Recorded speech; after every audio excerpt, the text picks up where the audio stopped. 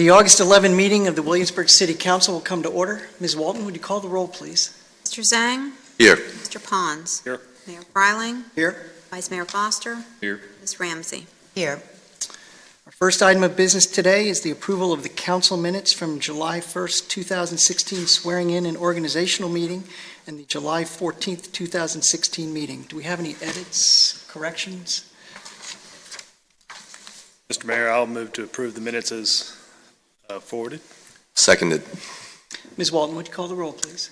Mr. Zhang? Aye. Mr. Pons? Aye. Mayor Freiling? Aye. Vice Mayor Foster? Aye. Ms. Ramsey? Aye. This takes us to the next item, which matters of special privilege, and today we are recognizing excellence in service to Williamsburg by City Assessor John Matson. John, if you would kindly join me at the podium.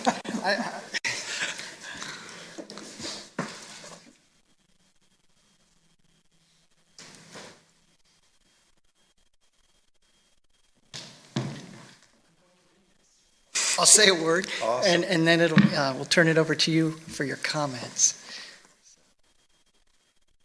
The City of Williamsburg takes pleasure in recognizing John M. Matson for excellence in service to Williamsburg.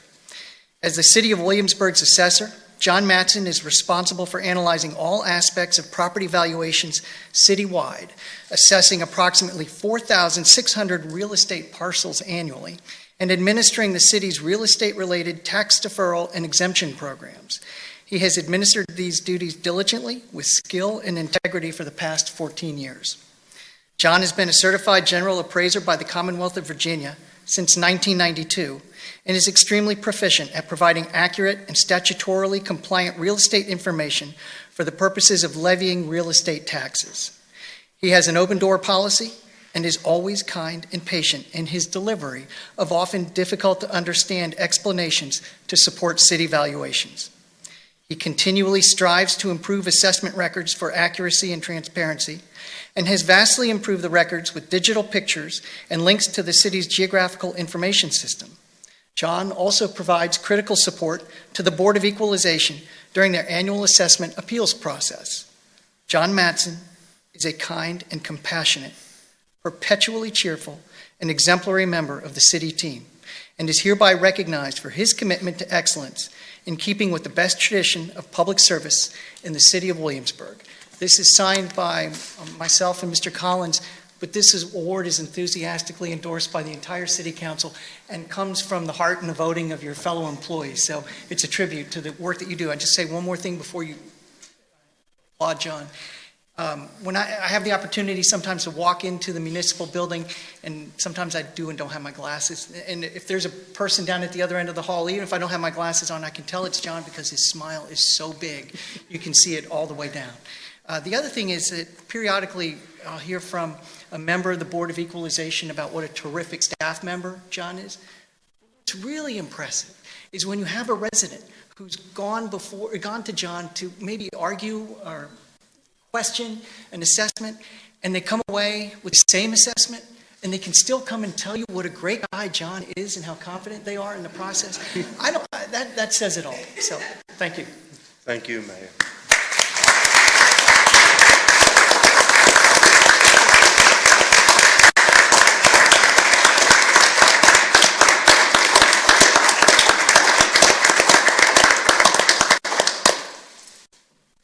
Like Mayor Freiling says, keep a smile on.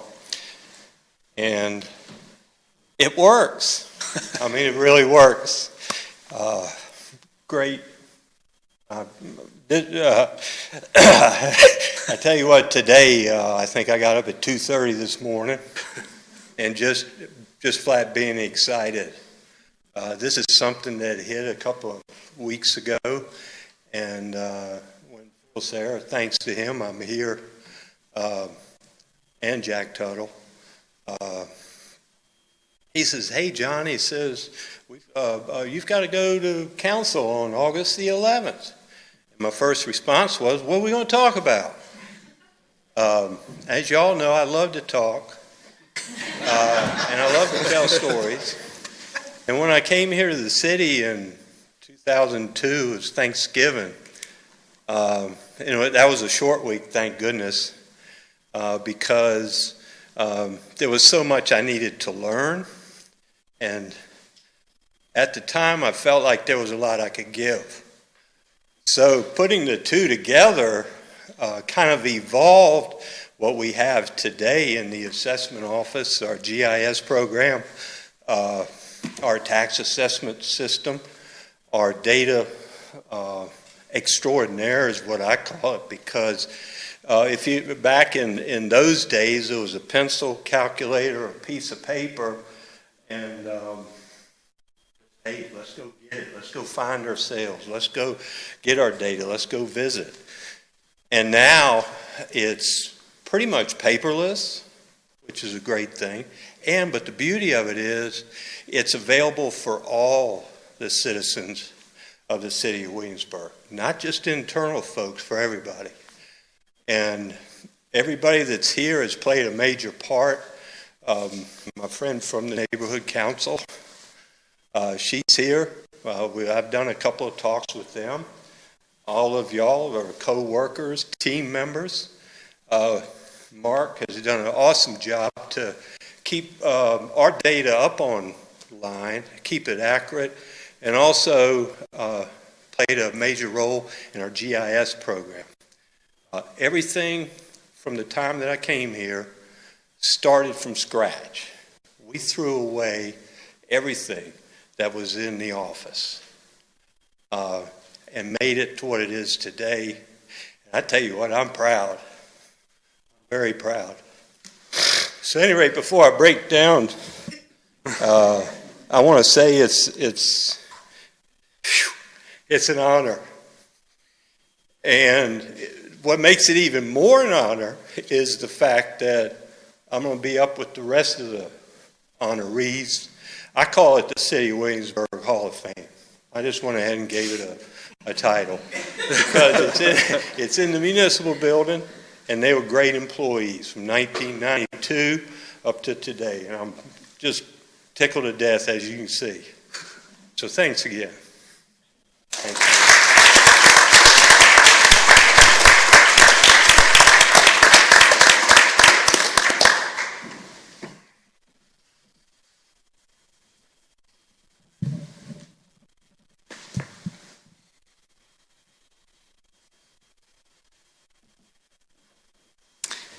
Well, it doesn't get much better than that, except to say that we have no public hearings today. So that takes us to our reports, monthly financial statement. Anything to share, Mr. Collins? Nothing quite as great as that. I would point out that the food and beverage and hotel tax numbers for June were down from the projected amount. Also, sales tax has a month further lag, and that reflected back to May with the heavy rains, and that was behind as well. That was anticipated. The finance director and I are closely monitoring to make sure that a couple months behind last year does not a trend make, and if so, that we're prepared on the operation sides to scale back appropriately. But that's where the attention should be drawn on the operating, not the operating, but on the revenue side at this time. The expense columns, there are a couple items I want to point out. Under general and financial administration, the previous year was $4,000. This year is $150,000. The big item there is the $110,000 that went to economic development for their line item from their outside agency request. Last year that went out later in the year. This year we did it in the first month. They have an itemized list of programs that they're applying that to, and we went ahead and paid that check. The other big thing on the expense side was a bill from the school system. So there's a $568,000 bill to the school system that was paid in July that wasn't paid in the previous year. So when you look at the expenses being ahead a little bit this year, a big chunk of them are those two items that are budgeted, expected, just paid in that particular month. So it's a matter of cash flow. And with that, I'd answer any questions council may have. And our finance director's here as well. Make a comment, to Marvin's point, I do hope this is not a trend in regard to rooms and meals. I do think it's something that will inform our discussion in September at our retreat for our biennial goals. It makes a strong point as we go into that process to be mindful of what it is that makes Williamsburg tick and allows us to retain such a high level of service. So kind of a sobering reminder going into that meeting. On room and meal, the amount of $629,779 is higher than 13, 14, and 15, respectively. Right. It's 1.34 off last year in a heavy month, but it's still above the previous 3 years. So we have to kind of keep it in context. When we're looking at a full year of revenue, we need to keep it in mind that if we're projecting a certain amount ahead in revenue and it's coming in rather flat, then we need to account for that shortfall in revenue over time. But you need to know that your manager and finance director have noticed it, and we're looking at it. Will we have September's numbers by this September retreat? Not September, but you'd have you'd have July numbers by the September retreat. July, and we'd have a feel for August. Okay. Just from a professional standpoint. Sorry, we skipped Barb. Sorry. I'm sorry, Barb. I totally did. The only thing I was going to say is just that, one big factor that we can't control is the weather. And what happened in July and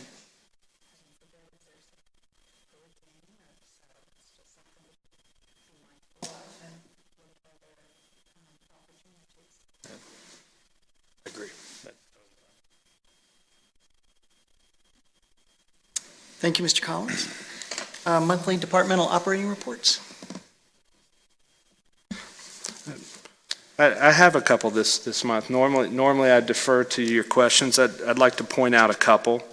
One is in the EMS response, emergency response. You'll notice that's approximately about 100 above the previous years. And in talking to the fire chief, it's really up across the board. There's not any particular area.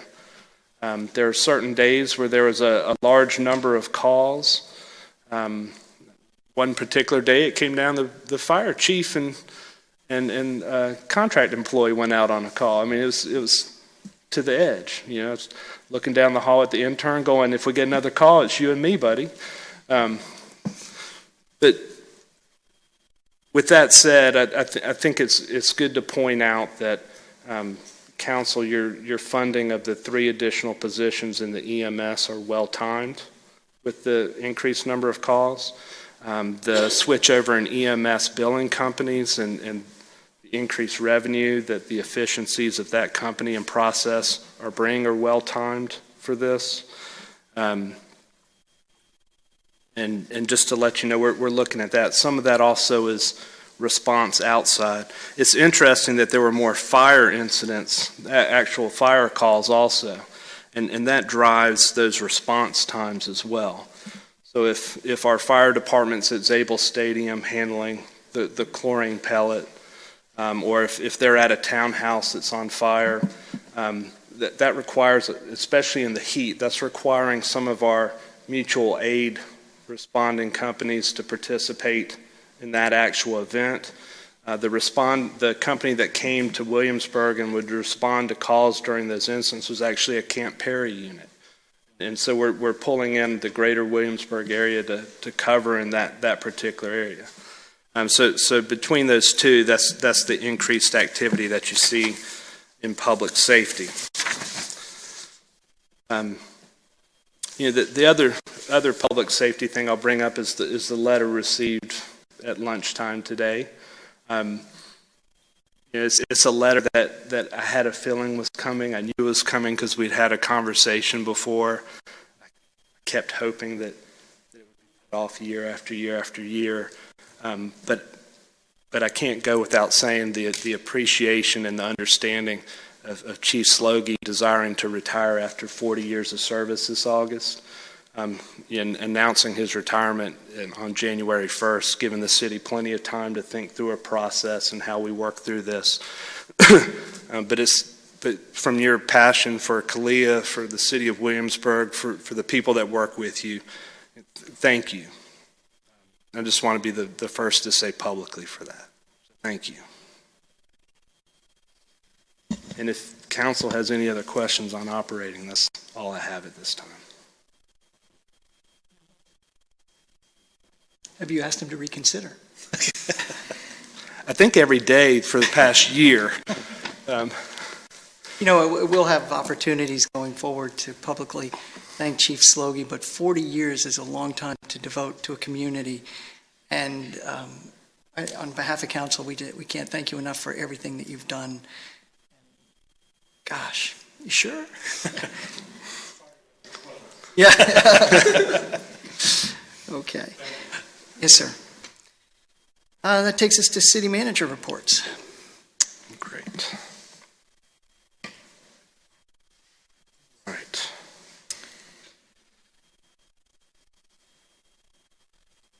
We have one main item that I'll be presenting on with three subparts. It's the biennial goals, initiatives, and outcomes. The first part of that is the 2016 National Citizen Survey, of which you have a presentation in front of you and it's visible to the public. This is much like the biennial strategic planning process, the GIOs. Every 2 years, the city also participates in the National Citizen Survey process. And the process itself is a collaborative process. One second.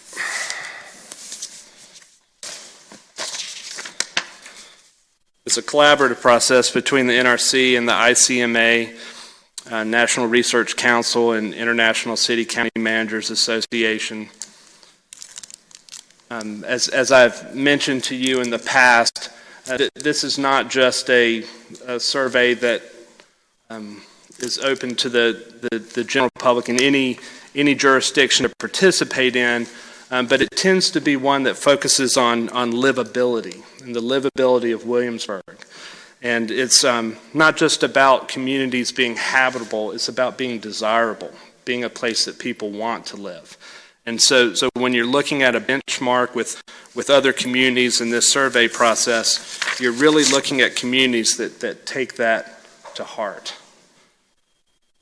It's a statistically valid survey of residents. There's a 95% confidence level with this survey. So there's a mathematical, statistically valid process that backs up the results.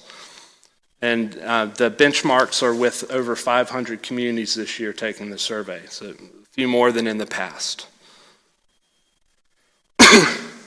Before you is a map that shows the respondents, the residences around the city that responded. Excuse me. There's a 32% response rate. 2 years ago it was 31%. 449 surveys completed compared to 300 plus last year. The same number of surveys being sent, but the number of return addresses, so actually completed versus the total sent, changes that amount. The returned non-responsive surveys that went out are not included in that percent rate. This is the 5th time the city has participated in this process, and responses are weighted based on the anticipated demographic composition of the city, so that people of different ages and genders and nationalities, ethnicities, all are weighted out in the responses. With that, I'll go through how the responses are tied to the goals, initiative, and outcome goals from the city. And the goal 1 is character of the city. And these responses, which I'm sure are very hard to read at a distance, but will be made available on our city website following the meeting. A couple to point out. One is overall quality of life in Williamsburg remains high. It's 10% higher than 2014 in respondents at 91%. Williamsburg as a place to live at 94%. Both stand out that, again, as usual, Williamsburg, from its residents, is a good place to live and has a good quality of life. Of note, there were 3 that were above the national benchmark: the overall appearance of Williamsburg, the cleanliness of Williamsburg, and public places in Williamsburg. All ranked higher than the national benchmark. Moving to Goal 2, economic vitality. There are a few here that I'd like to point out. One is shopping opportunities ranked above the national benchmark. Whether or not the respondents work in the city boundaries, so actually residents working where they live, was above the national benchmark. And Williamsburg as a place to visit was significantly above the national benchmark. All that being said, with that much being above the national benchmark, it's sometimes interesting when the economic development services, the actual services provided or perceived by the public for economic development, were below the national benchmark. I think that represents a common disconnect in American society right now, where people don't always connect the services given to the services received. And you'll see that as a theme. Percentages tend to be lower for the actual service rating, but the place that you live in, the quality of life, the surroundings are very high and even above the national benchmark. So it speaks to a need to communicate that's not just a Williamsburg issue, but a national issue. Is how do we communicate about the services provided to residents?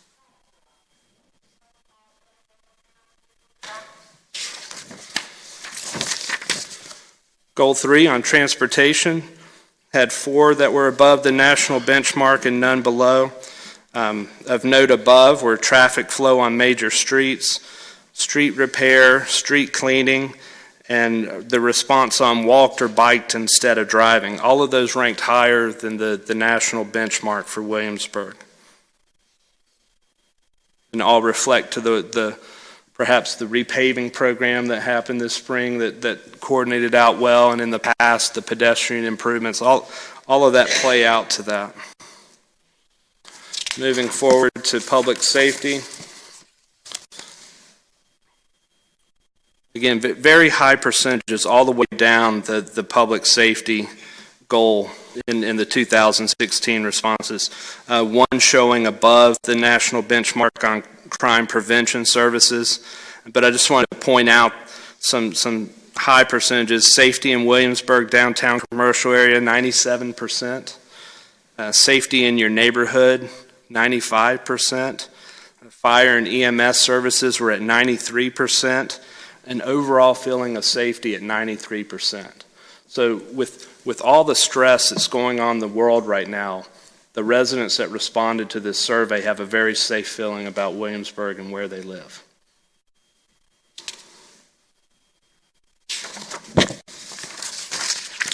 Human services and education.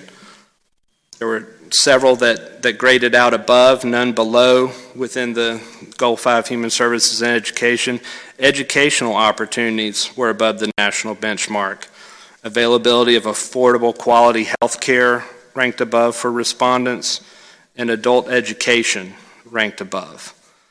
All of that also speaks to a community that is favorable for a retirement community as well, with that adult education, availability of health care, and continuing education.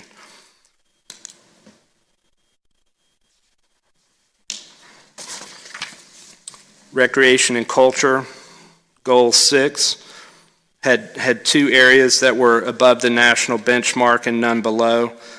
Public library services were ranked above, which is not a surprise since they're a nationally recognized library system from their own accreditation. And opportunities to attend cultural activities. Your residents recognize that the cultural activities that are available to them exceed what a city of 15,000 would normally anticipate. The other numbers in looking at parks versus recreation programs, I think I think those numbers reflect out well. Our own use statistics, as a recreation program provider, it's more of a regional service. And so a majority of the people that use our recreation programs and athletic leagues don't live in the city. It's more of a regional service offering in coordination with our neighboring counties. The actual parks, though, are heavily used by our residents, in addition to people from outside. So the parks do have a higher percentage rating than the recreational facilities. That's anticipated based on our current usage numbers right now. And it'll be interesting to see as we go through Parks, Recreation, and Culture Master Plan how that reflects in our GIOs and other planning processes we have going forward.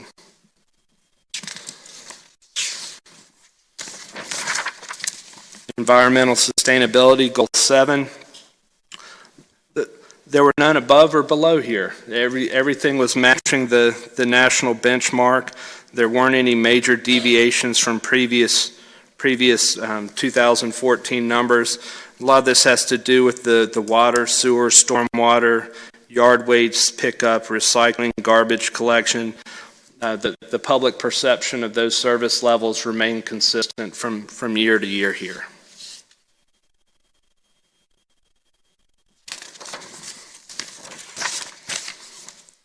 Goal 8, citizen engagement and city governance.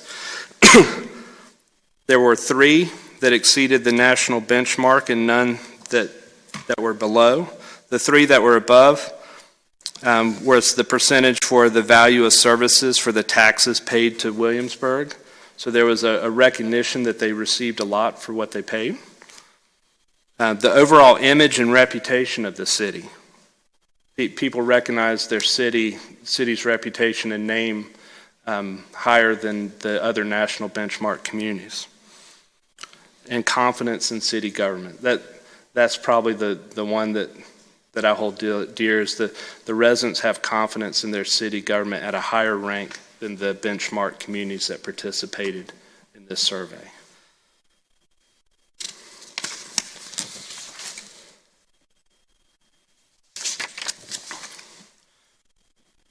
So that reflects a little bit on how are we doing, how are we perceived. Obviously, the same people that were answering the questions this year aren't the same people that answered the questions 2 years ago, and maybe not the 2 years before that or before. The communities that participated overall in the benchmark comparison aren't the exact same communities as in the past. And obviously those are different citizens in those communities. So it's not an apples to apple comparison from year to year, but it's how your citizens and residents that participate are feeling at a given time. It's a given time that nationally there's a lot of unrest and unease, and overall there was confidence throughout this report. Taking that from looking back to starting to look forward as we begin the goals, initiative, and outcome, your strategic planning process for the next 2 years, that one of the first highest parts in that process is how's the city's vision? How's the vision statement handling? Is there public confidence that the city has been fulfilling and desires to keep filling that vision statement? And there were additional questions that Williamsburg asked that are broken out along the lines of that vision statement. And these are the responses over time. And again, they were very high. So what the part of the vision statement that Williamsburg is a safe, beautiful, livable city, still very high at 93%. Overall, the city is fulfilling its vision. That's jumping up from 81 to 93%. So there's an increasing feeling that the city is working towards actually achieving its vision statement. There's an increase by 10% that the city government is cohesively led, financially strong, and always improving. So the residents that responded were positive that the city's overall is headed in the right direction. And there was an increase of 8% of Williamsburg operates in full partnership with the people who live, work, and visit here. So there's an increasing feeling of participation and that they matter in the decision-making towards the vision. That should help us as we move forward into the GIO process in starting that conversation from a vision standpoint, where the residents were in this survey and where council is moving forward.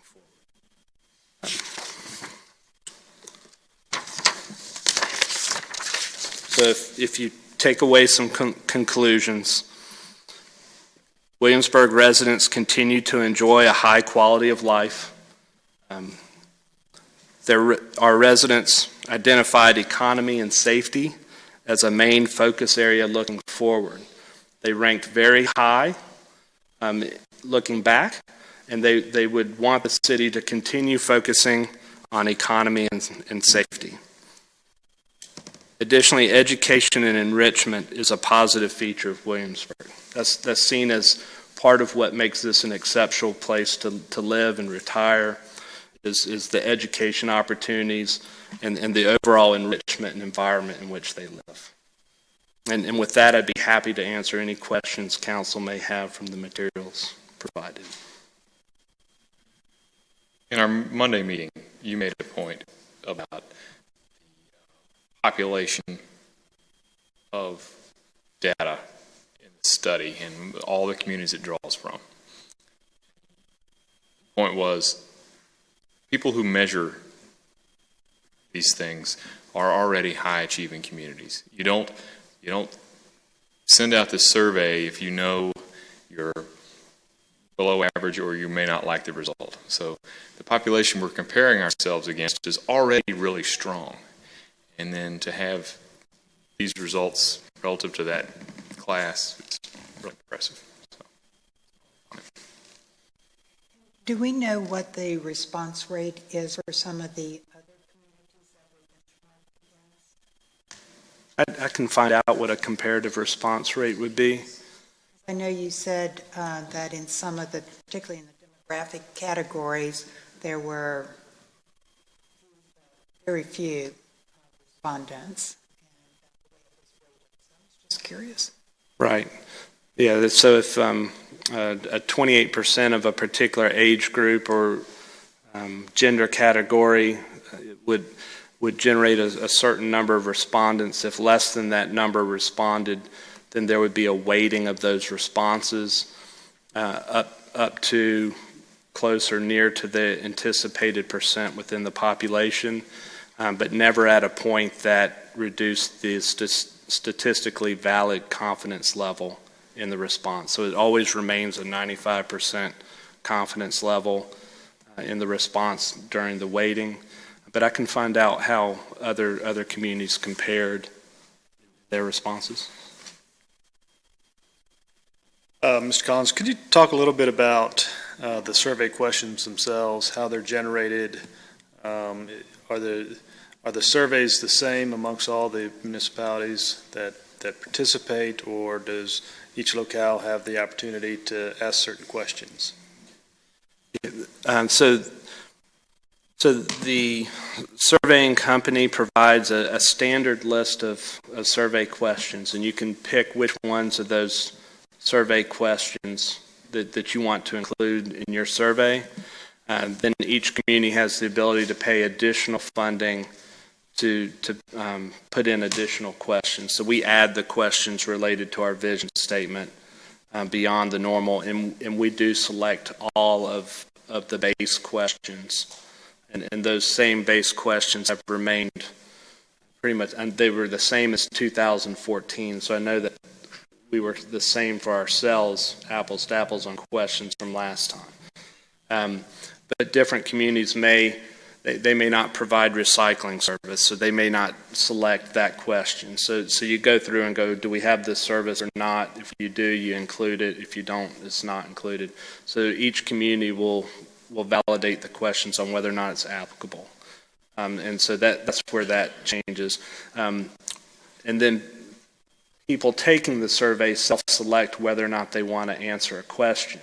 So even though you might get, let's say, 500 responses, maybe only 350 of them feel that they're knowledgeable enough on a question to respond. So you're your response number within each question can vary from question to question, and that has to be considered in the confidence level and statistic.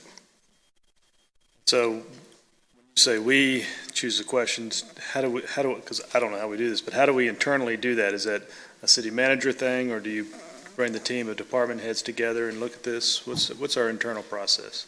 In this case, it's city manager office. Okay. We review the questions.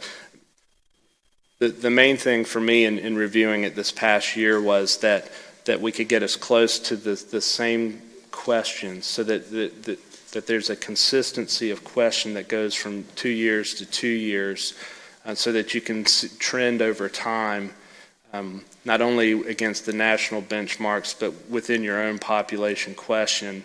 And when you jump around from question to question every 2 years, things become less valuable to you. There's a value to continuing the same questions over time. We're not adding a lot of services. We're not taking services away. So we would anticipate those questions to remain the same. And talk a little bit about the NAs that are here. Is that, for example, in certain years it says NA, not information not available. Could that also be because there wasn't enough respondents and there wasn't a good statistical sampling? Or was it because we didn't ask a question on a particular year that we asked? In those cases, the question was not continued in 14. That question was no longer asked as a base question, or was considered too vague of a potential response pool. I continued the questions from 14 to current, so if it wasn't asked in 14, it wasn't asked in 16. Similarly, we have some that show NA earlier on, so those are the ones where we added the question. Right.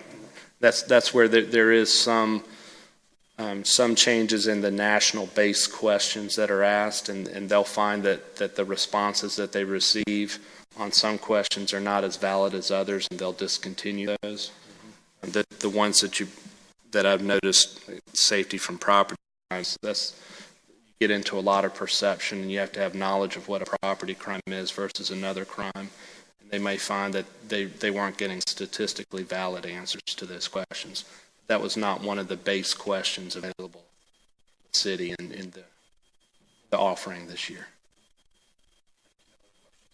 Yeah, I just had a comment and a quick question. Based on what I see with the survey, is that it provides a positive snapshot of where we're at right now.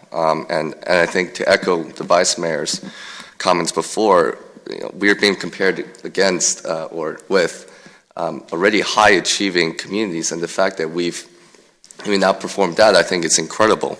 And what that shows is that I think it comes along on two fronts. One, as we're drawing out the last cycle of GIOs, I think that's just a testament to how successful the prior council and the prior GIOs have come into conclusion. But I think moving forward, as we begin our next GIOs process, I think this provides us with good confidence and a good indicator of where we are at, especially as we go through the process and the citizens participate and begin to identify and narrow those priorities that we need to work into the city. I think that's quite remarkable, so thank you for that report, Mr. Collins. I just had a quick question, and I think you noted this in the memo, but the questions in the survey remained the same from the 2014 NCS survey. Is that correct? Correct. So no new questions this time around? No. Okay, thank you. And one other thing to point out is that this is a snapshot of residents' perceptions on the day they filled out the survey.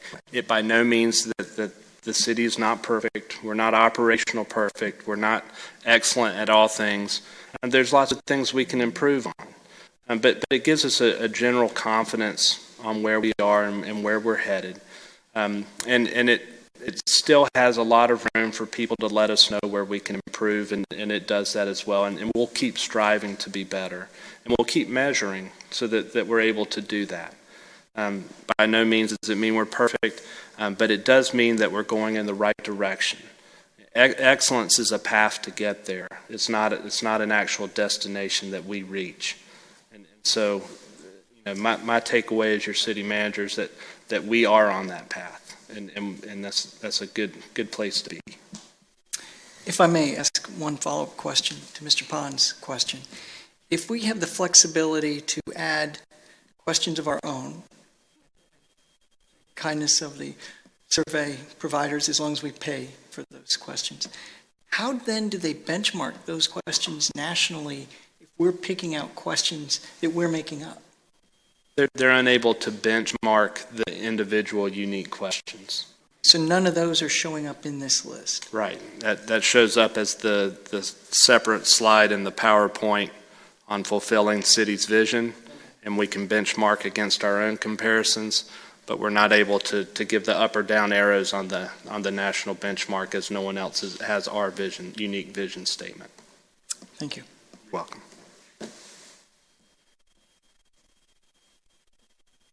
Okay. You're on a roll. Moving on.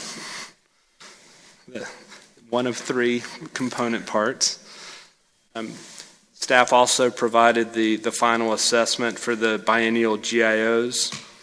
As pointed out, there's been a tremendous amount of work by staff, departments and staff the last 2 years. I mean, there's a lot to be proud of. In the retreat with council last fall, staff identified 39 management in progress, things that we were committed to completing in this past fiscal year, and we completed 34 of them.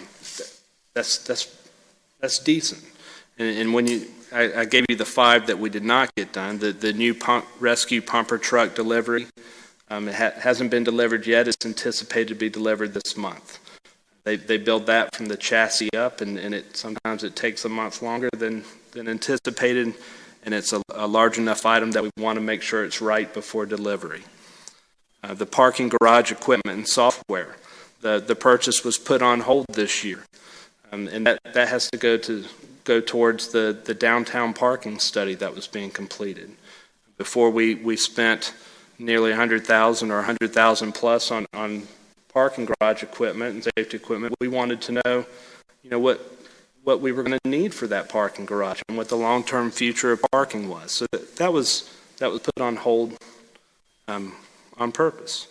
The downtown parking study, it was extended by a couple months to allow the consultant to do a July tourist season traffic count downtown.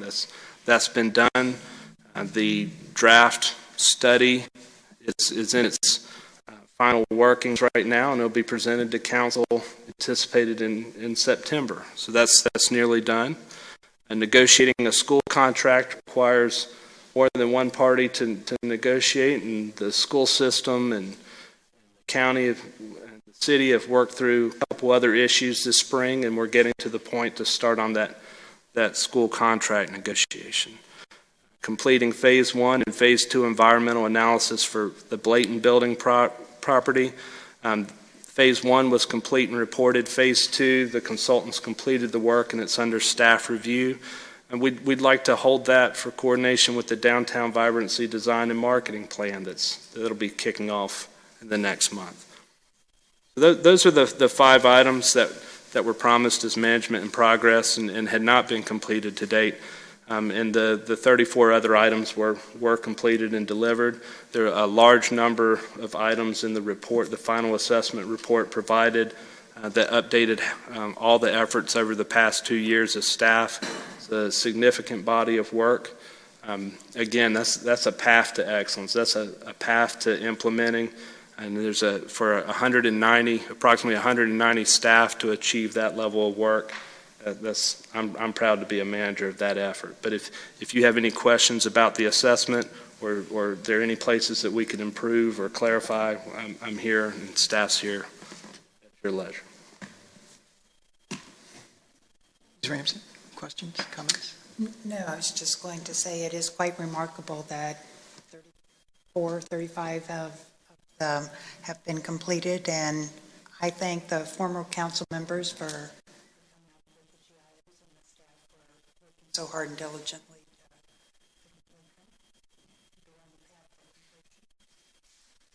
Yeah, well, it definitely is a testament to a dedicated community, dedicated staff that we've been able to achieve this. These things cost money, and all businesses could be better. It's been good, and tax rates are where they need to be to provide levels of services, and all the employees are working within budgets to make things happen. And so I'm real proud to be a part of that as well, Mr. Collins. Thank you. Thank you, Mr. Collins. I just feel compelled to mention that not only was it 34 of 39 deliveries were completed, the few that weren't intentionally held back, or there's understandable reasons why we don't have them yet, but we will soon. But what's probably more remarkable about that to me is the fact that we had a new city manager come in the middle of a biennium and take all of this on with no background, no preparation, not necessarily really even a part of the process to create these, and then goes about half the time of this past calendar year without an assistant or deputy city manager there to assist, and still achieve this level of completion and success, which is a tribute to your effort and all the city staff for everything that they did to come together and make these things happen. Because without your participation, day in, day out, morning to night, these things wouldn't get done. And I think we all are incredibly grateful for all the work that staff has done to make this possible. Can I also point out that staff does not have the resources, and the staff is not there unless council raises their hand on the budget to implement. And your advisory boards don't provide advice and guidance also. So planning board, EDA, and all the other advisory boards that contribute to this as well. It really is a community effort when you're talking about strategic planning and implementing vision. So it's well beyond any one person or one part of that, but it's staff and council with the community. So we've talked about a survey of a snapshot in time. We've talked about the past 2 years, and the next step is to start getting excited and jazzed about the next 2 years with the new council and the new GIO process and keeping the community moving towards excellence. So I've laid out a tentative schedule for your review. I know that the clerk has contacted you and the department heads to begin individual meetings to start preparing for your retreat on September 10th. I will have that assistant city manager join us at the end of the month to begin this process. But if you have any questions moving forward, I would point out that in addition to the individual meetings with council members and staff as a new thing to roll out, we will be enhancing the digital and written public comment period so that if people are unable to attend the public workshop on September 13th at 7 p.m. At the community building, that they'll be able for the following week to provide an equitable means of input into the process.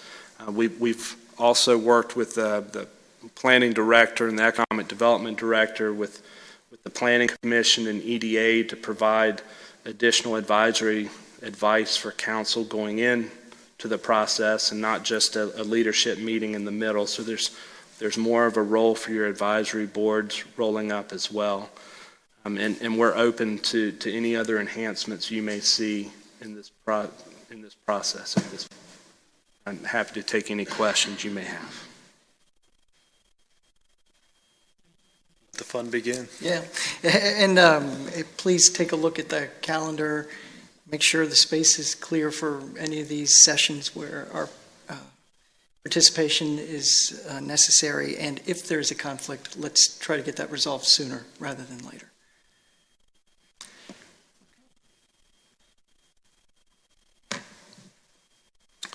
The next item on the agenda is a report from Human Services team on the Williamsburg Health Foundation Child Care Team update.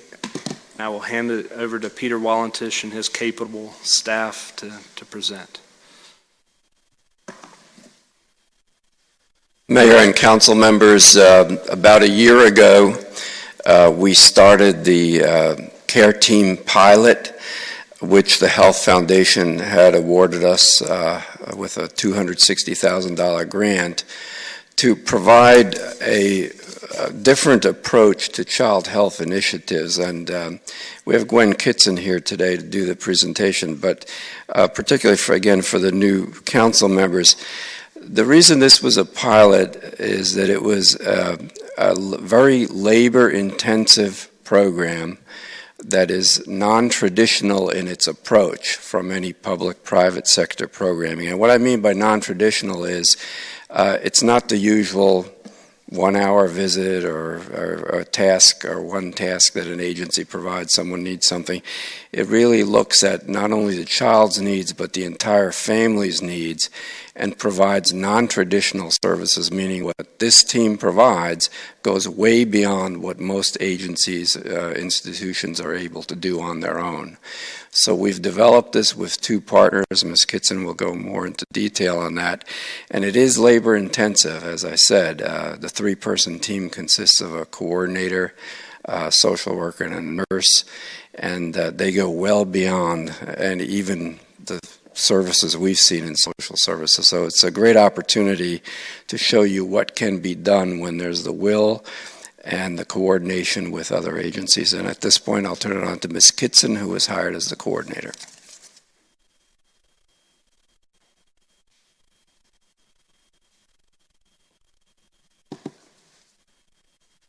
Hi. Good afternoon, everyone. Thank you so much for allowing me this opportunity to give you just a brief update on the City of Williamsburg 3-year Care Team pilot program. This program has certainly benefited from a collaboration between Williamsburg Human Services, the Williamsburg James City County Public Schools, and Child Development Resources. A core team of representatives from each of the 3 agencies meet regularly to review the referrals and then determine eligibility for the program. The Williamsburg Health Foundation hosts monthly meetings for the 3 partner agencies. These meetings are facilitated by a representative, a technical assistant representative from the Community Health Solutions out of Richmond, and there are opportunities for the partners then to provide feedback, to identify gaps in services and possible trends, and also for us to continue our program planning. To be referred to the Care Team program, a family must be living in the City of Williamsburg and have children. Additionally, a family must be ready to make some changes in their lives, as well as willing to engage in the intensive level of services that we provide. The purpose of the Care Team is to engage families as partners. We want to help them to achieve their individual family goals as well as their children's goals. We want to help families to gain the skills that lead to a healthy lifestyle, connect children and families to community health supports as needed, and educate families to navigate the system of care and services that are available here in our community.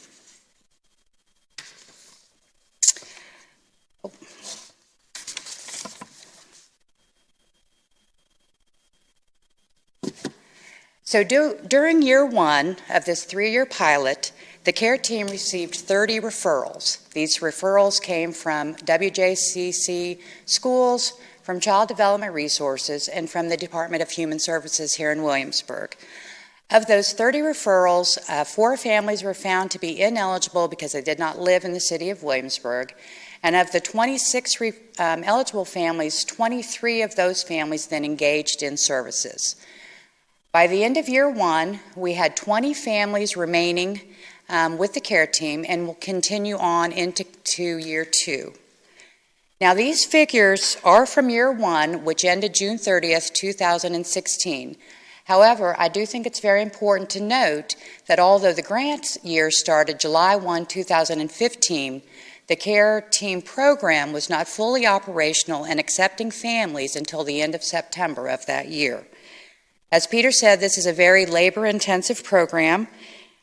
Care Team staff members address the needs of all family members across disciplines, and usually we have multiple contacts with our families each week.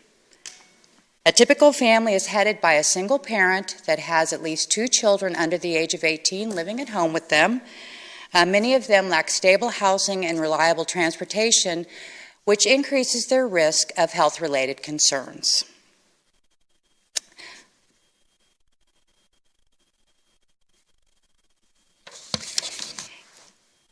Each care team family creates an individual service plan with their case manager and the care team nurse. The goals set out in the service plan are self-directed and include health goals for both the children in the family as well as other individual family goals.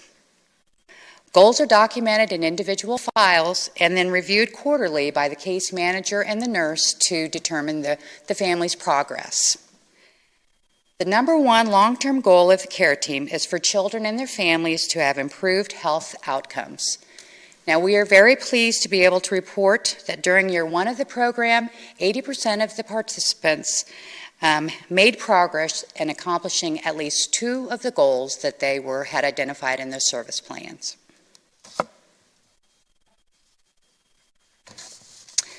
Long-term goal number 2 of the care team is for 80% of the families to report feeling supported and engaged by the program as well as community wraparound services. To determine this, a participant survey was created and distributed it to our families during the month of June. The results showed that 85% of respondents reported feeling engaged and supported by their involvement with the care team.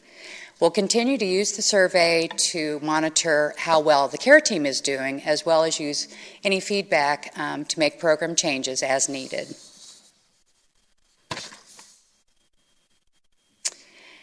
The grant-funded care team staff include the program coordinator, the case manager, and the care team nurse.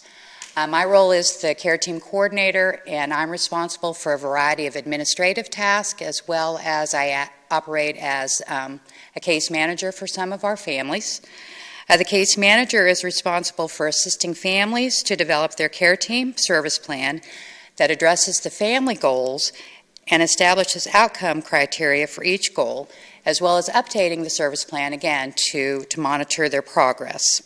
The case manager also links families to community resources, conducts weekly home visits to monitor and assist with family goals and services, and coordinates services with other providers in the community so that we can avoid duplication. The care team nurse completes a health assessment on each child living in the home. She assists families in obtaining a medical home and works with health care providers and community entities to ensure that families are receiving coordinated care and services. She provides individualized health education to both children and adults to improve disease self-management, as well as increase their knowledge of healthier lifestyle choices. The care team nurse provides assistance in navigating our healthcare system and provides transportation and accompaniment to medical appointments.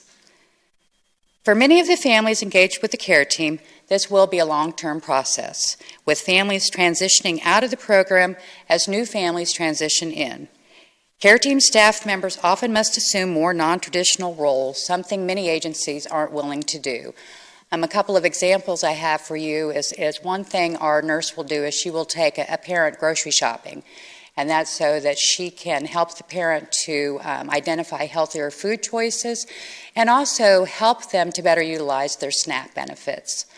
Another example of something that the care team did this past year is we created kid camps. So these care team camps were for elementary school age children, and they were created with the idea that maybe we could help to make healthy fun.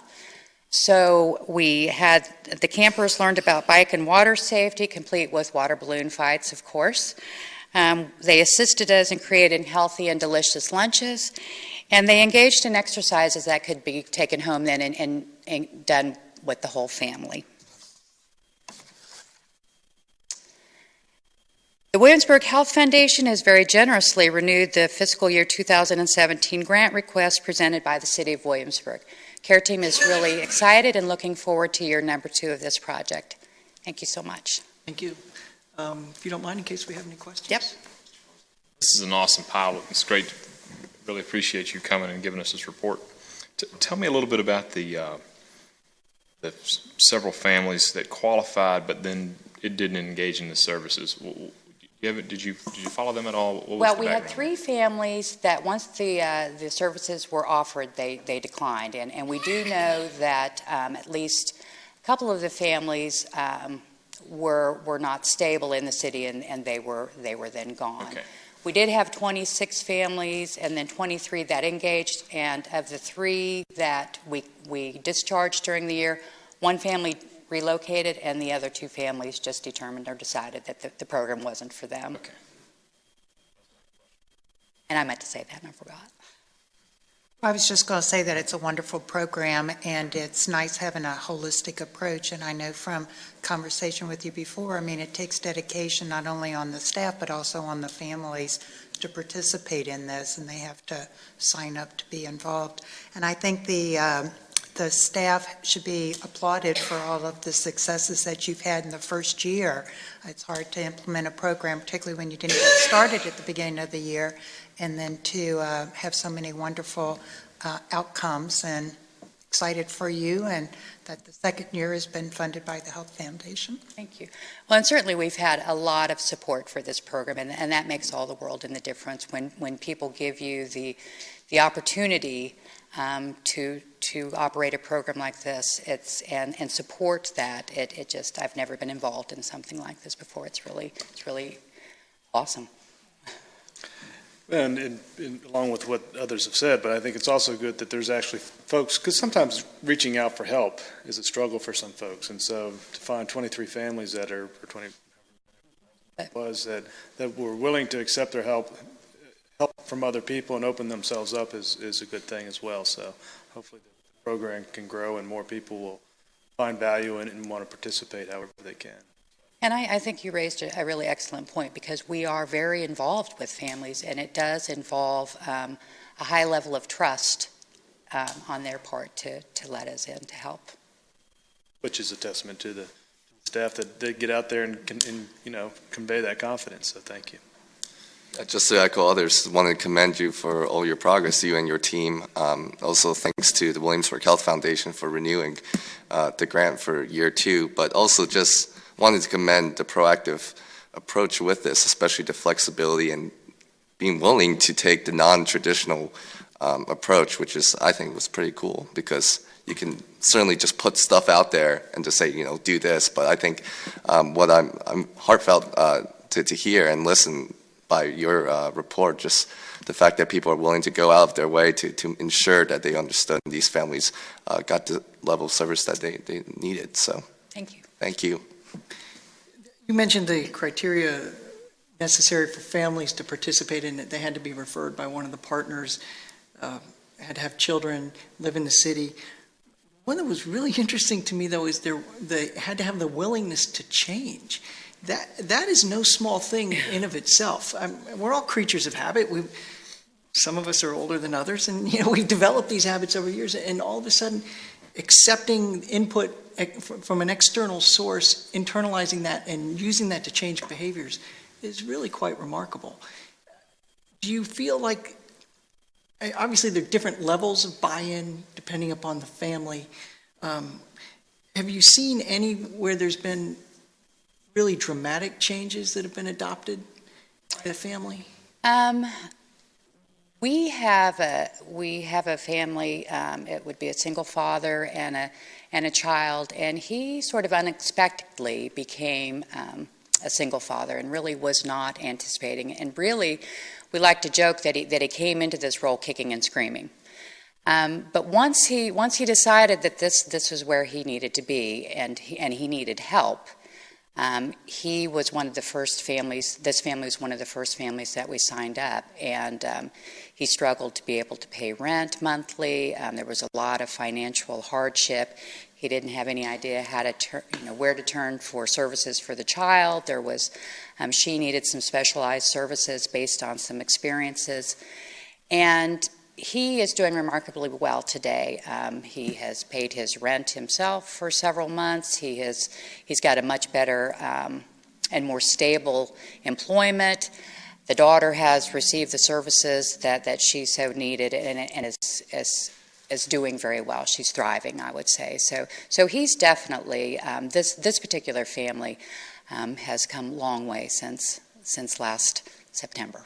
That's terrific. So you had 30 referrals, 26 eligible, 23 engaged, and now 20 are continuing on into year 2. Is there a plan to bring any other families into the program in year 2? It will be continual, and part of it's been a slow in terms of referrals this summer. Obviously, the schools are out for the summer, and the school being one of our primary referral sources. We do actually have a couple of referrals sitting back on my desk, so we're waiting to have an eligibility meeting so that we can bring these families in or determine their eligibility. But yes, the thought is that we will continually, be bringing families in, because then there will also be families that are transitioning out as well. So the hope is we will have 25 or 30 families each year. See any predominant or really common issues between families that you've identified? This might be a real weakness within the community, something that's pervasive. Mr. Freilich, I'm glad you mentioned that, because what we in the business, whatever business we're in, fail to recognize is that sometimes half the problem is the system, and the system that we're all part of. So to give you an example, a lot of all the families have multiple needs, and as Ms. Kitson said, it's all in the timing. If they're not ready, we don't assume it, because they keep the ball. It's not one of these, this is what's done unto you. You have the ball. You're working with us as to how we could be a support around your family. And that's a different approach than in most cases. You go somewhere, you get the service, and then you're done. But remember, most families experience disconnected services. There may be half a dozen of them that don't connect at all, and they get overwhelmed very quickly. The beauty of this, it brings it all into one case management system where we navigate, work with them, and help them make sense of it and prioritize. So that's where the labor-intensive portion comes in, and it is very non-traditional. For example, how many medical services do you know where the nurse conducts business in the van, meaning engages with the family in the van? You get more accomplished sometimes in that van ride than you might in an office. And that's the part that we miss in traditional type services.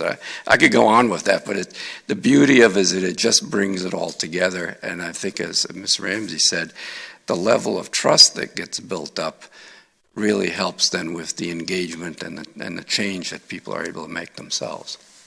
Something I hope that everybody would think about as this process continues into year 2 and hopefully into year 3 is that if you can identify areas of deficient infrastructure within the community, whether it's the built environment or the disconnectedness of services or anything else where we can affect longer-term change that will benefit all of the community, that's really helpful for us to know. There may be some things that we simply can't overcome because it's too complicated or we just don't have the resources.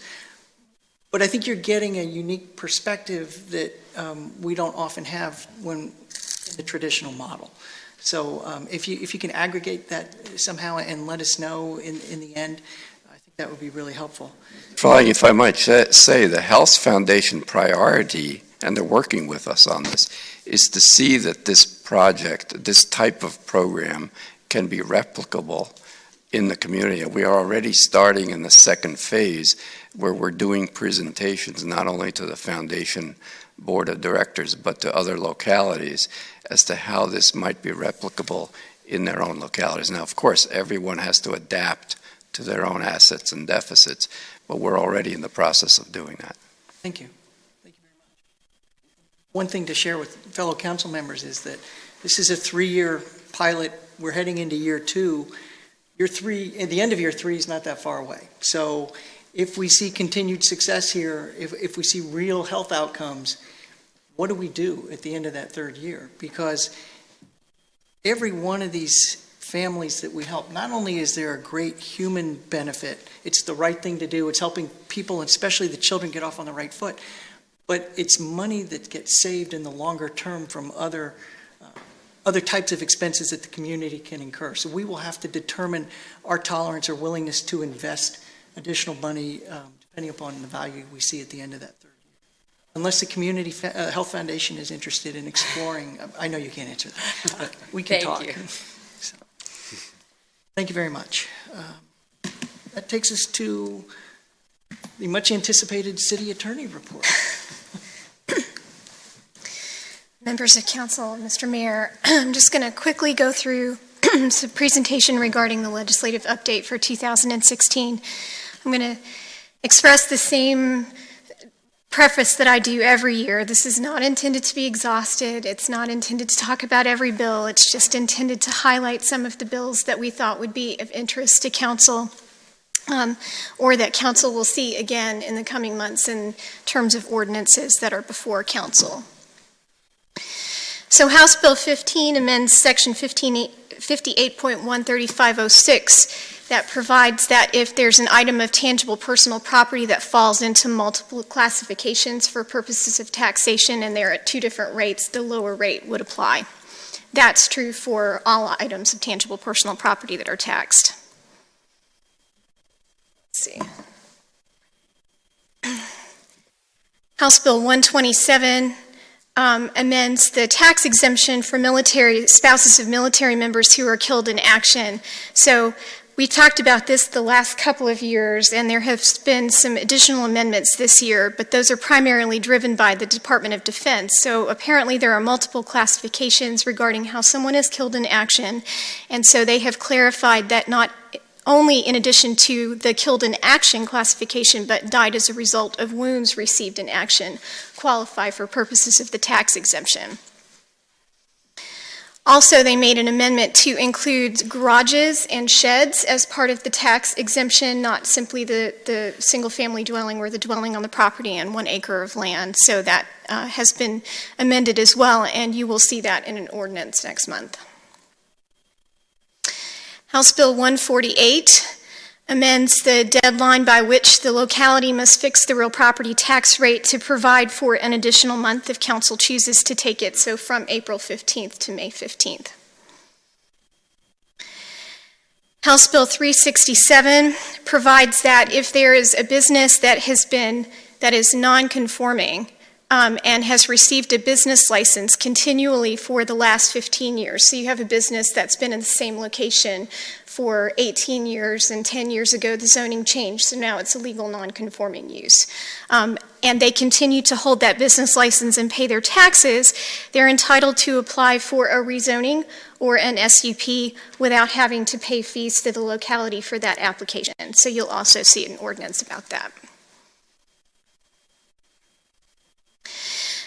Senate Bill 549 is a little bit complicated, but it is intended to deal with cash proffers. The language of it is fairly broad, however, and so the staff is going to have to be fairly diligent and conscientious when we are looking at proffers. Effectively, what it says is that no locality can request or accept an unreasonable proffer or an unreasonable proffer amendment or deny a project because someone refused to comply with an unreasonable proffer.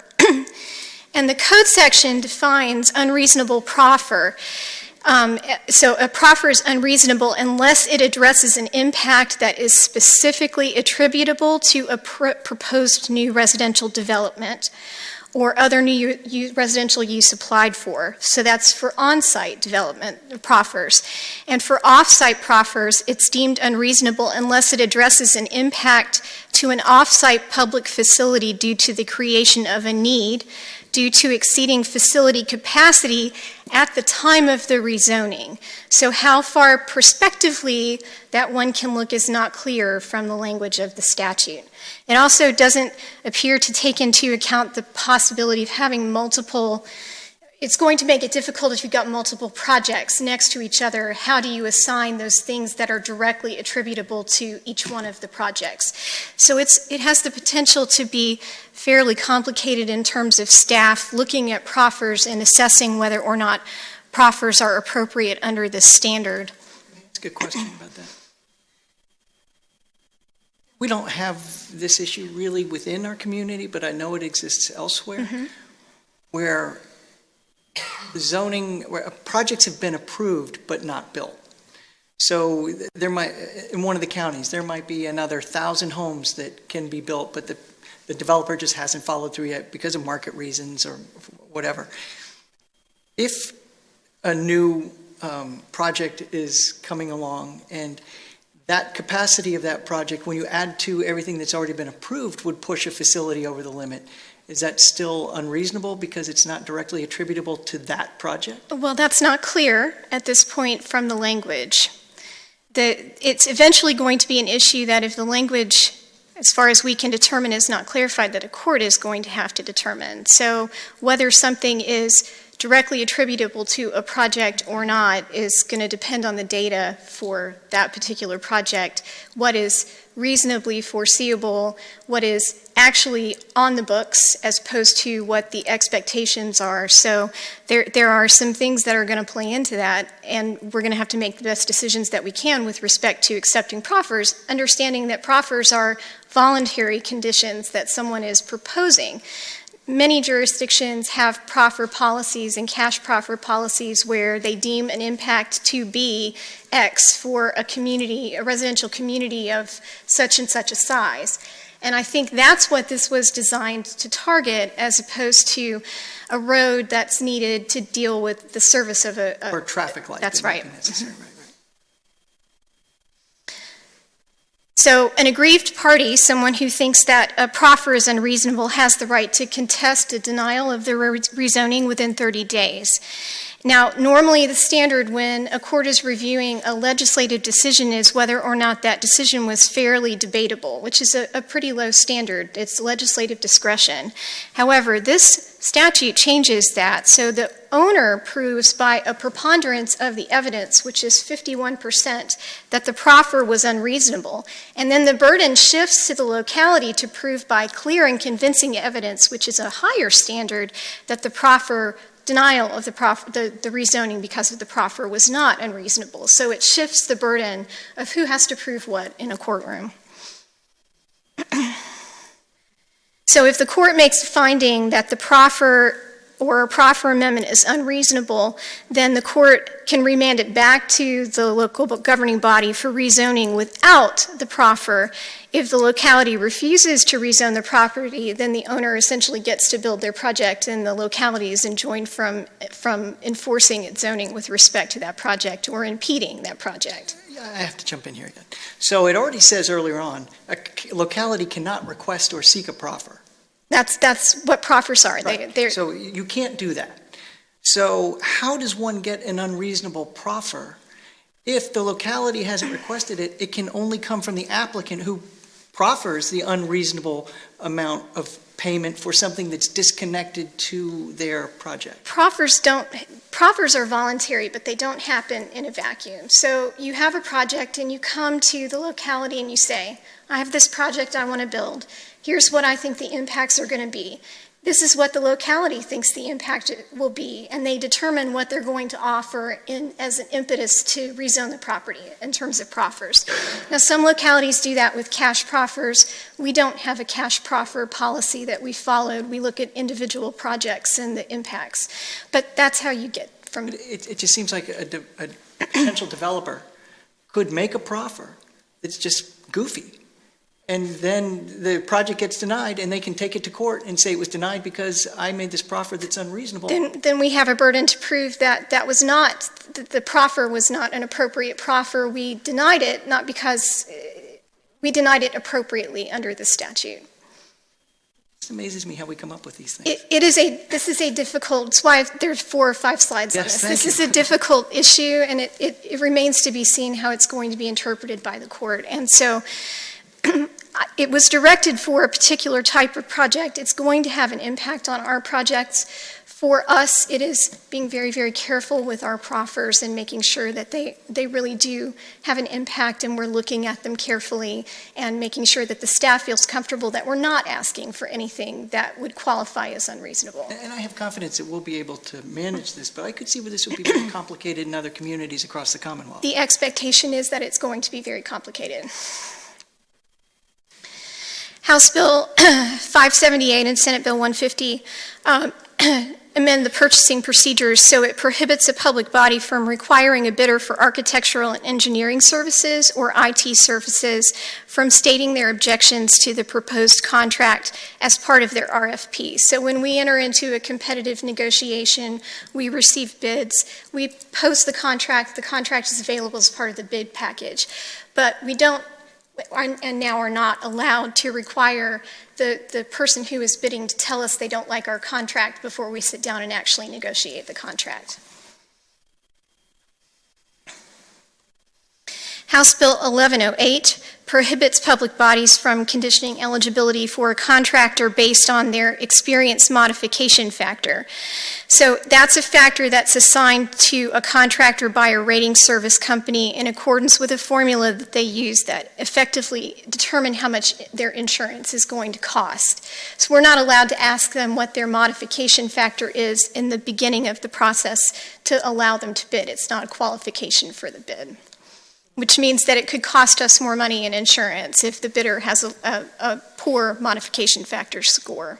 Well, Ask them later on. Yes, so once the bid has been placed? then we can yes, ask. yes. Yeah.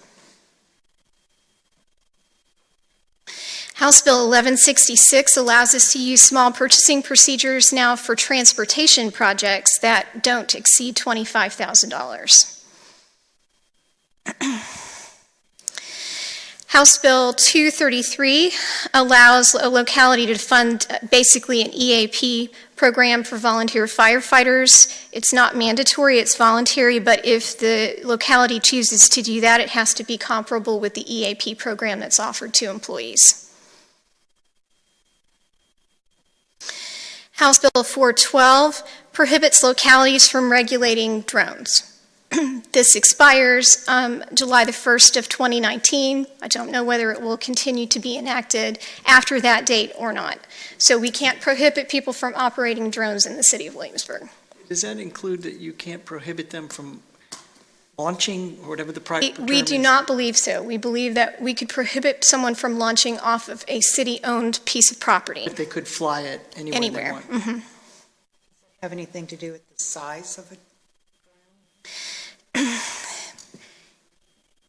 Drones are many shapes and many sizes, and the statute is not specific as to what size. There are some regulations that the FAA is working on. This is for local regulations. House Bill 1260 increases the time in which a local governing body can call a special session to confirm a declaration of emergency from 14 to 45 days. How necessary that is, we should have a regular meeting within 45 days, but in the event that it's such an emergency that we can't, it does provide an extension. House Bill 1345 amends the Line of Duty Act, so administration through budget bill was transferred voluntarily if a locality chose to participate with VRS and the Department of Human Resources. The city opted to allow VRS and the Department of Human Resources to manage the administration of its Line of Duty Act, so it's effectively insurance that we're paying them to administer. This bill simply codifies all of those provisions, but it does contain some specific training and notice requirements that the localities have to provide to employees who are covered under LOTA. Senate Bill 163 allows localities to adopt ordinances prohibiting any person from operating a motor vehicle or watercraft on a flooded street in a way that causes damage to the adjacent property or could reasonably expect it to be cause damage to adjacent properties. If we have some low-lying areas, that might be helpful, but we do have to put a sign in those places to notify individuals that that's one of those areas, and it doesn't include responses by fire trucks, ambulances. And This came about because of issues in Hampton and Pocosin. that's right. Kind of a no-wake zones for road. Yes. Senate Bill 120 provides that video monitoring systems can be installed in school buses and record vehicles that pass illegally. It provides that a summons can be issued based on that video evidence by mailing the summons to the registered owner of the car. There is a rebuttable presumption that the person can trigger that they were not, in fact, the person who was driving the car, which is a court process. It does provide a process for that person to inspect the video. Now, obviously, we have a joint school system, and so we would need to, if council wanted to adopt this ordinance, we would need to do that in conjunction with James City County and working with the school system. House Bill 817, I just want to go through a couple of FOIA slides, restates the rule that when there is a portion of a record that is subject to an exclusion under FOIA, the remainder of the record still has to be provided. So there was a court case last year where the court determined that it did not need to be provided, and this was a correction for that case and a clarification by the General Assembly. House Bill 818 requires that localities post FOIA rights and responsibilities on their websites. It requires that localities identify one or more FOIA officers to serve as a general source of contact for members of the public in the event that they have questions or to ensure compliance with FOIA. And all those FOIA officers have to engage in training at least one time per year. So we've already done this. Susan Galvin is the officer for the police department, and Leanne and I are the FOIA officers that are listed on the website for the city on the main website.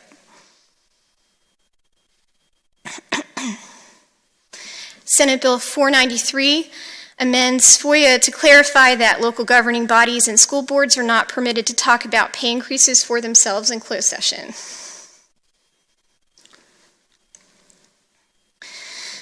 There were some technical provisions, changes to COIA. So last year, the General Assembly created the FOIA Advisory Council.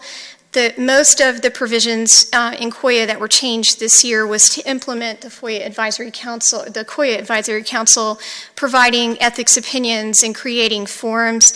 The gift reporting requirement has been lowered from $50 to $20. They repealed all the old forms effective in January, and so you'll have new forms to complete from the Ethics Advisory Council. Those are not out yet.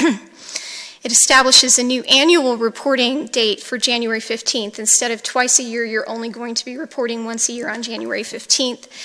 And also, last year they added a provision that allowed you to obtain an opinion from the city, county, or town attorney that would shield you from willful violations of the Conflict of Interest Act. They have repealed that now, so you may still go to the Commonwealth's Attorney's Office to obtain those formal opinions, or you may go to the FOIA Advisory Council to obtain those opinions. And that's an opinion that you just don't have to report this gift that you were given. If you have a question regarding when it's appropriate for you to vote or whether something constitutes a gift and you need to rely on that opinion to determine what you as an individual council member should do, you will want one of those opinions, and that means that you cannot be prosecuted for a willful violation so long as you act consistently with that opinion. My opinion is still good for evidence, but it does not provide you with that protection. I seem to recall your opinion on gifts is if you have a doubt, report it. Yes. Okay. All right, so I want to spend the last few minutes on limited residential lodging because I think this is an important issue for the city, and so I just wanted to walk through what the current bill says. Senate Bill 416 was passed, but it has not become effective. It will not become effective unless it is also passed by the 2017 General Assembly. So currently, this is how the bill stands. It creates a new category of use, which is called limited residential lodging, and it provides that it must be permitted in all residential zoning districts as a matter of right. It defines limited residential lodging as a period of fewer than 30 consecutive days. It allows rental by persons who use the property as their principal place of residence or domicile for at least 60 days. The person who is the operator of the limited residential lodging does not have to be the owner of the property. It excludes dorms at public institutions, fraternities, sororities, hotels and motels, boarding houses, and commercial properties. No locality can prohibit residential lodging except as provided by the statute. You cannot require a residential dwelling unit to adhere to any zoning or license requirements applicable to motels, hotels, beds and breakfasts, lodging houses, or other commercial enterprises. Residential lodging facilities are deemed not to be a business until they engage in an enterprise for more than 45 days in a calendar year, and so no business license applications until that time, and no business-related taxes are imposed until they're operated for 45 days in a calendar year. How would one know? They don't have to report anything. What's one of the problems with the bill? Okay. Localities may not impose any additional regulations or obligations on limited residential lodging operators based on the use for that purpose, except as provided by the statute. So we can provide for general regulations for neighborhoods related to noise, health, safety, parking, litter, and yards, but not ones that specifically apply only to the residential limited lodging. So our regular noise parking ordinance would apply to limited residential lodging, but we can't create additional regulations that only apply to them. We can provide that they have to have at least $500,000 of liability insurance. If they participate in a hosting platform, they're deemed to have met that requirement. The penalty for not meeting that requirement is $200 fine.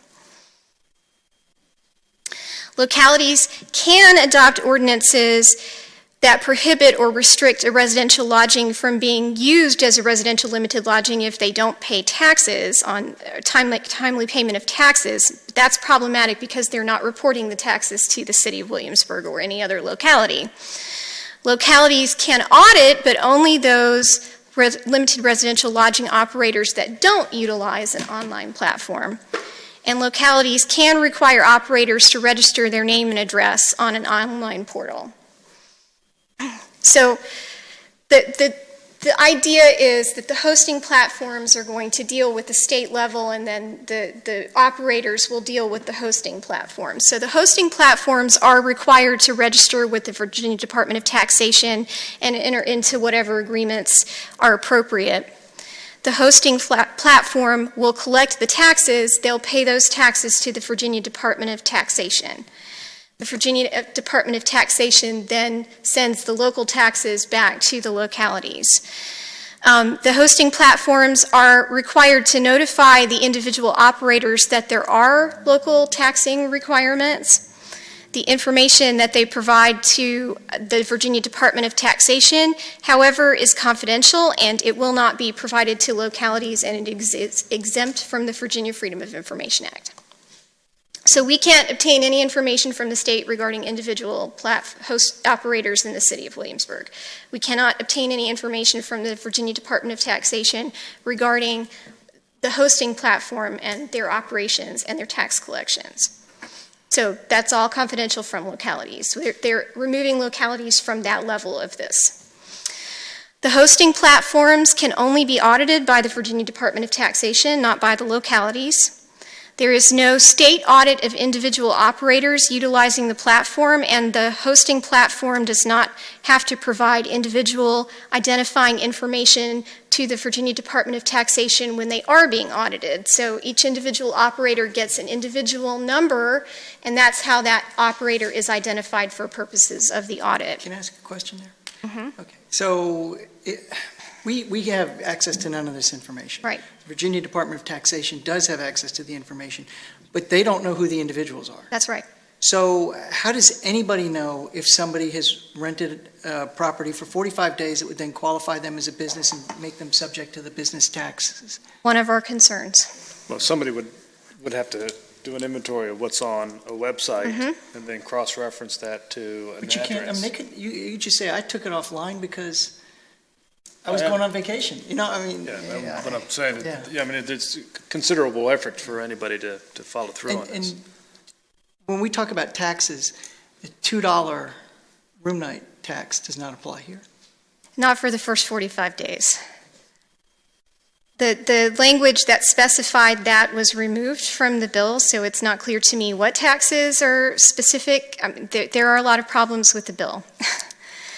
So failure to Pay taxes is limited to state enforcement. The penalties are limited to $500 for each failure to file a return. This is all enforced by the state, with an additional $1,000 per month thereafter, or 5% of the tax, or 10%, whichever is less. There are other penalties for incomplete payment of the tax. So effectively, it removes local control of the zoning decisions related to where this is an appropriate use. It removes the ability of localities to regulate the taxing on a local level and removes that to the state. There are concerns that the staff have that the bill doesn't address all of the practical questions that we have regarding how do we move forward with this, and how is it going to operate and function, and how is it going to be enforced so that everyone is following the rules, assuming that this stays the basic platform regarding how they're going to do this. There are many ways that they could do this. So we could do an SUP process to allow limited residential lodging in places where it makes sense. They could limit it to people who are the owners of their property as opposed to renters. That would make it a little less difficult to reconcile it with some of the conversations that we've had in the community about land use issues around residential properties. But that is the current incarnation of the bill. There is a working group that is supposed to be studying these issues. That information is on the city's website. I'm sorry, I'm going to move forward. The list of members of the working group and the city's legislative delegation is on the city's website under City Council. So the staff, I just wanted to give you an idea of where we are in this process and what the bill currently says, understanding that the bill needs clarification at minimum for the technical problems, but that certainly there are other concerns that we have with it. But this is where it is at this point. So we're going to continue to follow it closely. And so I'm going to stop with limited residential lodging, and if you have any questions, I'm happy to answer them, if I can. Put forward this bill. I'm sorry? Forward the bill. Delegate Peace and Delegate Vogel, Senator Vogel. And who's in charge of the committee that's taking input on this and determining whether or not it should be brought forward again? The members are on the city's website. Who's leading the committee? There are members of I'm not sure who the actual chairman of the committee is. Delegate Peace is the one who's listed first on the information that we have. It's pretty clear who wrote the bill. Yes. The industry did. From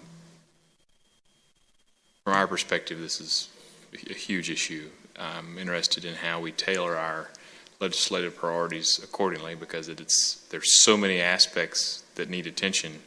It's going to be difficult to distill that down to something that's deliverable.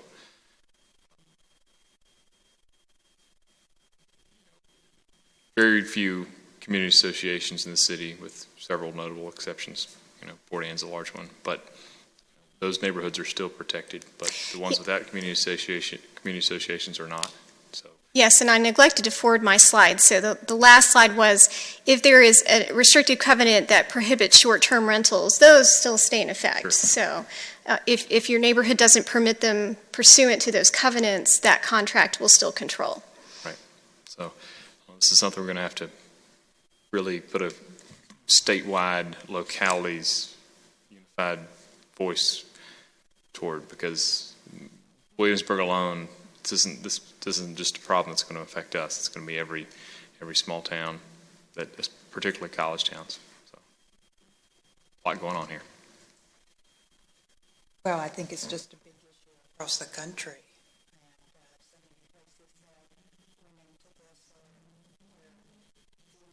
Group came in without a lot of advance notice, are really suffering now with the amount of taxes lost and the suits that cities are levying against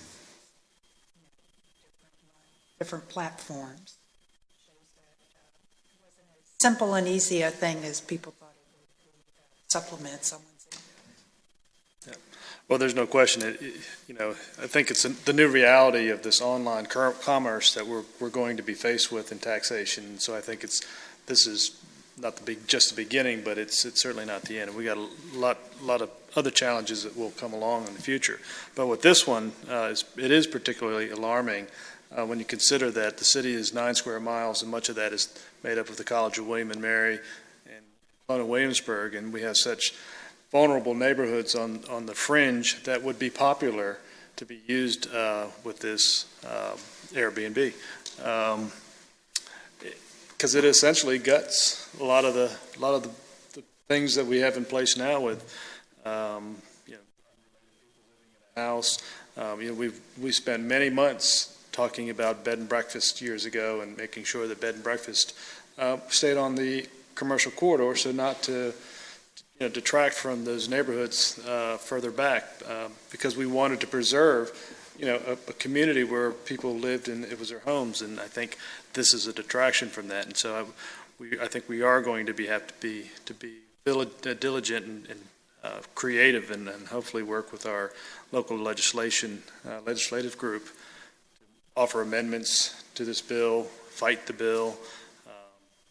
I don't know that fighting it's going to work. I think it's a national, global issue. So maybe amendments offered might be a reasonable solution. Areas around historic areas, maybe, I don't know what the language might say, but offering some sort of suggestions to amend the bill would go a long way, I believe. First of all, thanks for making the presentation and kind of elaborating on some of the finesse and the details in it. Basically, I just echo all the concerns that other council members have said already. I just had a quick question in terms of what the Vice Mayor brought up. If we were to go on the unified front, and I believe that the city is partners with the Virginia Municipal League. What is their stance with the whole thing right now? They're part of the working group. They are certainly aware of the issue. They were certainly involved with the efforts to try to amend the bill in the last General Assembly session, and we'll continue to work with them. There's monitoring and reporting regularly on this as the Assembly session moves forward, so they're certainly involved. Gotcha. Thank you. The mayor of the city of Blacksburg is the VML representative, if you want to reach out.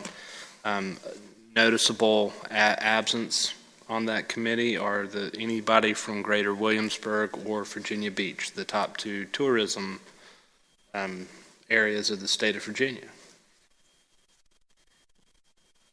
So I don't want anybody to interpret our concern over these regulations as being against vacation rentals. That is not what this is about. I've stayed at places that were home away or Airbnb, and it's been nice, and we've tried to be good visitors to the community. This is about the General Assembly determining that zoning decisions are no longer best handled within a community. That somehow a group of people in Richmond who are probably very well-meaning know what's better for our community than we do. They know what's better for the residents in this community who will deal with the repercussions of this decision, which appears to me to be a wholesale decision to create a protected class for an out-of-state corporate entity so that it's easier for them to do commerce in the state of Virginia with no regard to what it does to the people who live here. So where this probably has the biggest impact, and on top of it, by the way, locality can't do anything, but a homeowners association has power to regulate this. So we have very fragile neighborhoods that and Mr. Pons was talking about this just a moment ago, that we have worked years and years and years to protect, to keep a certain residential nature. And we're going to then be prohibited from doing anything to stop this legislation or to regulate in any way the business that potentially puts one more pressure point on that very delicate balance and possibly pushes it over the edge. Because if I might not be able to rent to a family, maybe I can't rent to students because there's enough, we've come up with other solutions to find ways to take pressure off the neighborhoods. But as an investor, I could come in and buy a home and make a business out of renting it to people and not be subject to any local regulation or any local taxes, and nobody can track me, and even if they tried, it would be virtually impossible to figure it out. This is an assault on the community's ability to decide what's best for itself, and I'm really disappointed that our leaders in Richmond are thinking that this is something we're going to pursue. I don't know how the rest of the community feels, but if you think the decisions are best handled here in Williamsburg, where if we make a decision and you don't like it, you can vote us out of office, then show up and let your feelings be known. Let our delegate know, let our senator know, let everybody know that you can, because this is a real undermining of local control over zoning, and then it becomes one step potentially on a slippery slope. And how a corporate entity was able to get this through our General Assembly is just beyond me. Other questions for the city attorney? Sorry about that. I just want to give you a round of applause. Just actually real quick, you put the list of the folks from the General Assembly on the website, but do we also list who our delegate and who our state senators are as well? Okay. Yes, and their email contact is available on that website as well. Great, thank you. And that can all change very soon. Right. Sorry about that, Mr. Mayor. Good point. Anything else on legislative update? We're all good. That takes us to schedule of meetings for August 2016. Mr. Collins, anything you want to highlight? Not for August, no, sir. Could we highlight for September, just to give people a heads up, the retreat? Yep, September 10th is the council retreat. Department heads, management, and city council will begin discussions for the GIO. Then later that month, that next week, we'll start with the community input workshops as reported during the GIO process. Thank you. Any unfinished business? Any new business? That brings us to open forum. Anybody who would like to address council on any issue, please come forward, state your name and address. Not seeing a rush to the podium, we'll close the open forum. And I believe we may have one item for closed session. Sure do. I move to go into closed session pursuant to Section 2.2-371 of the Code of Virginia for the purpose of discussing one property matter per subparagraph 3 regarding disposition of real property of which discussion in an open meeting would adversely affect bargaining or negotiation strategy of a public body. Second. Ms. Walton, would you call the roll, please? Zhang. Aye. Mr. Pons. Aye. Mayor Freiling. Aye. Vice Mayor Foster. Aye. Ms. Ramsey. Aye. We will take a 5-minute break and resume in closed session. Thank you. Bless you. Bless you.